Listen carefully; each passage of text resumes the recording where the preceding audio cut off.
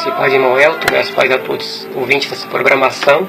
Sou grato a Deus por este grande privilégio de ser convidado para essa comunhão, para a participação no Santo Evangelho de nosso Senhor e Salvador Jesus Cristo.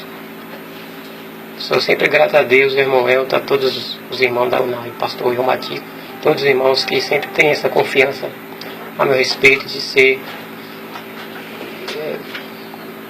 chamar para essa administração.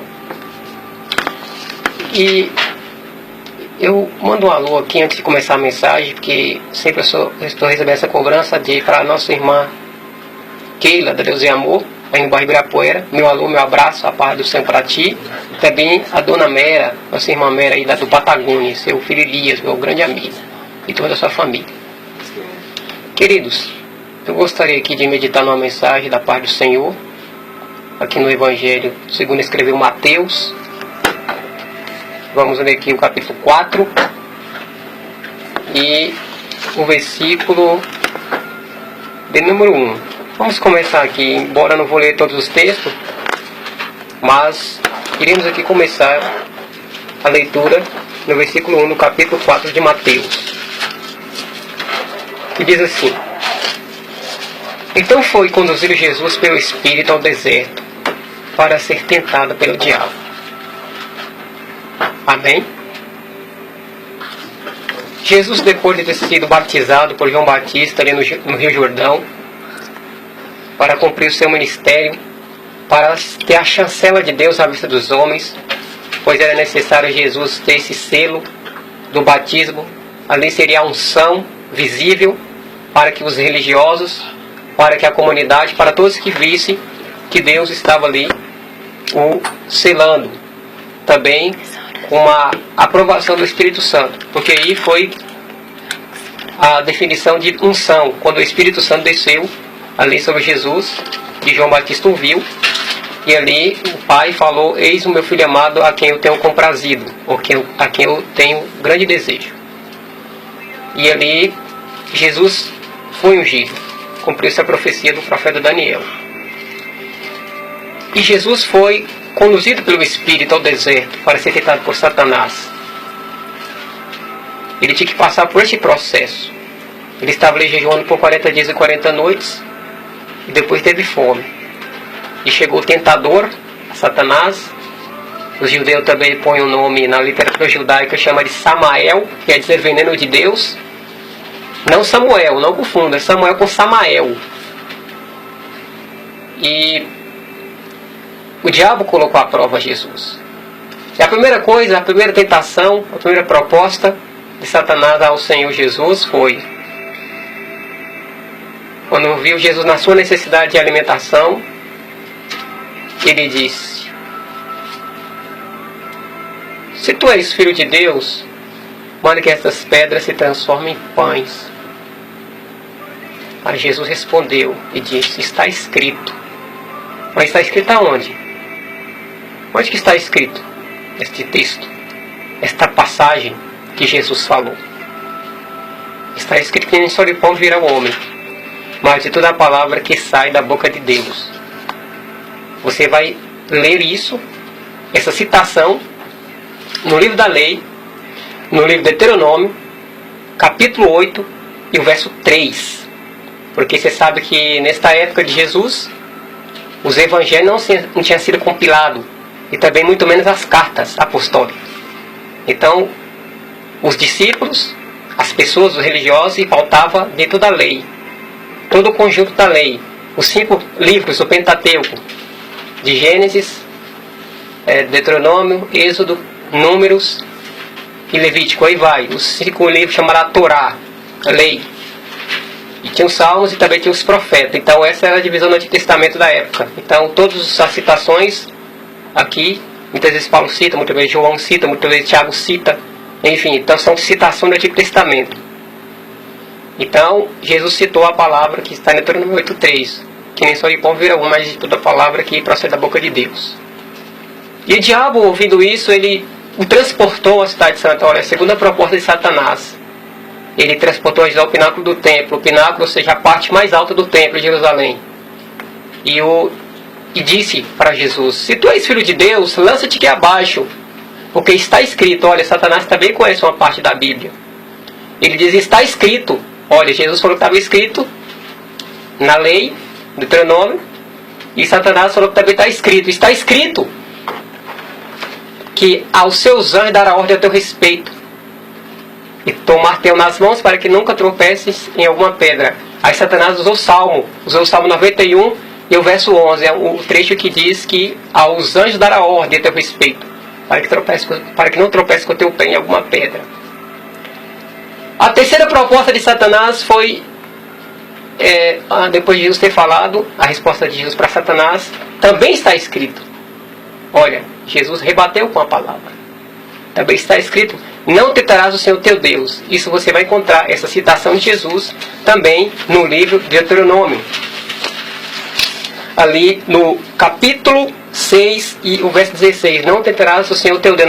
Não tentarás Adonai, seu Deus, seu Elohim. Aí Satanás novamente o transportou. Isso foi uma das tentações maiores.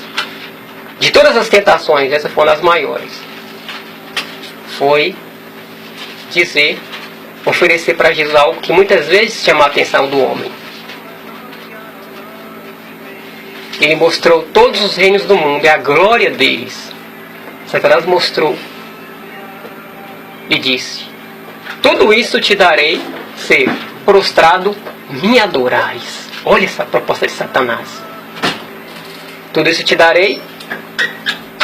Quando você lê o Evangelho de Lucas, no capítulo 4, verso 6, lá tem um único detalhe interessante que não tem em Mateus. Satanás fala assim: tudo isso que eu te darei se prostrado me adorares, porque a mim foi entregue, dou a quem quero.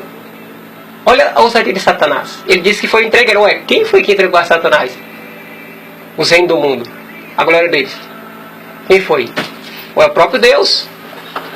Então, Deus entregou para Satanás o governo deste mundo por um pouco de tempo. É por isso que Jesus disse lá no Evangelho de João 16:31 que sobre o príncipe deste mundo. E também em João 12:11 Jesus fala: o príncipe deste mundo está julgado e o príncipe deste mundo será expulso. A palavra príncipe quer dizer governador. Então Satanás governa o mundo por um período de tempo.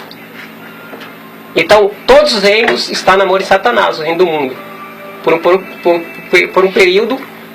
Porque lá em Apocalipse 2, quando Satanás foi lançado do céu, o texto fala assim que ele tem grande ira, que há pouco tempo para ele. Então ele vai enquanto as nações seduzindo, enganando, persuadindo, oferecendo as suas propostas. E muitas vezes o homem cede, o homem recebe essas tentações e acaba se rendendo ao pecado.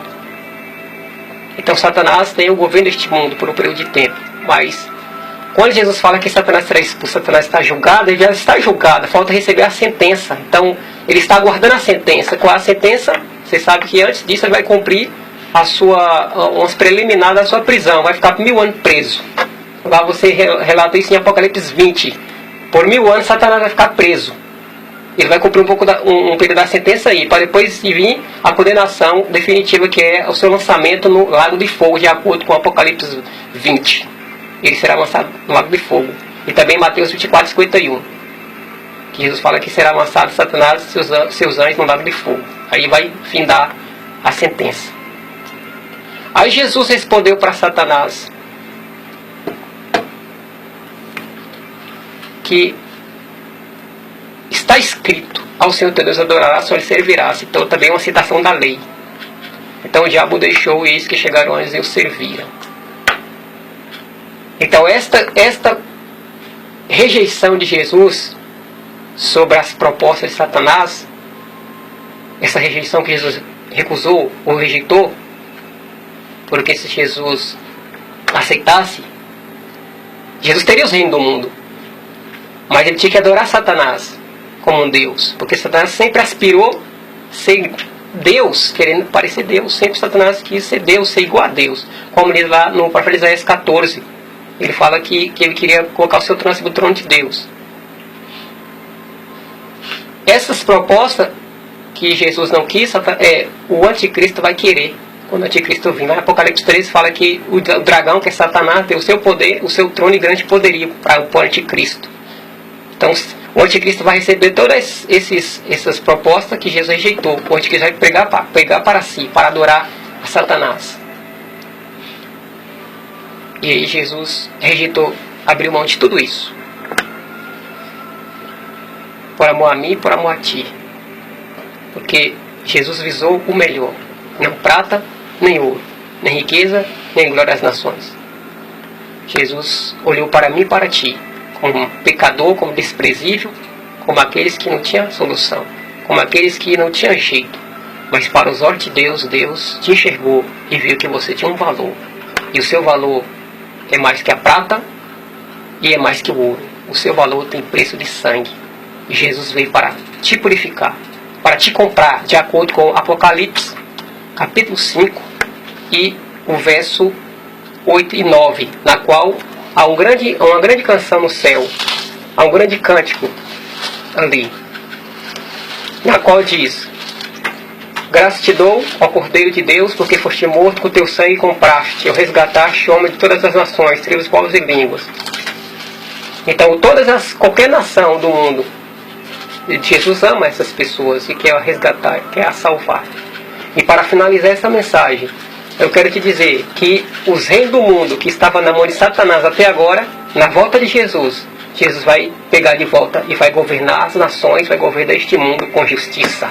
De acordo com Apocalipse, capítulo 11 e o verso 15, na qual diz: e os reinos do mundo vieram a ser de nosso Senhor, nosso Adonai, e o seu Elohim, e o seu Deus, o seu Cristo, seu Mashiach. E ele reinará para todo sempre. Então Jesus vai reinar por 1000 anos aqui na terra. Você quer fazer parte deste reino? Você quer reinar com Jesus 1000 anos? Você tem que vencer também todas as propostas que Satanás oferece. O pecado, a prostituição, a mentira, o engano, a corrupção. Todo pecado em geral, aquele que é transgressão da lei de Deus. Você tem que cumprir os mandamentos de Deus, guardar a fé em Jesus, para que no fim você possa receber a vida eterna. Que esta é a grande recompensa que Jesus tem para te oferecer. Jesus não quer te oferecer nem carro, nem prata, nem ouro. Isso não é prioridade do Evangelho. Deus até pode te dar um carro, uma casa, ou bens financeiros ou materiais, mas isso não é prioridade, isso não é a totalidade do Evangelho. O mais importante, a prioridade do Evangelho é a salvação da tua alma. De acordo com Mateus, Jesus fala que buscai primeiro o reino de Deus, a sua justiça, as demais coisas vão ser acrescentadas. Então a prioridade é o reino, a prioridade é a salvação da tua alma. Os restos são consequência. Que Deus te abençoe nesta tarde, em nome de Jesus.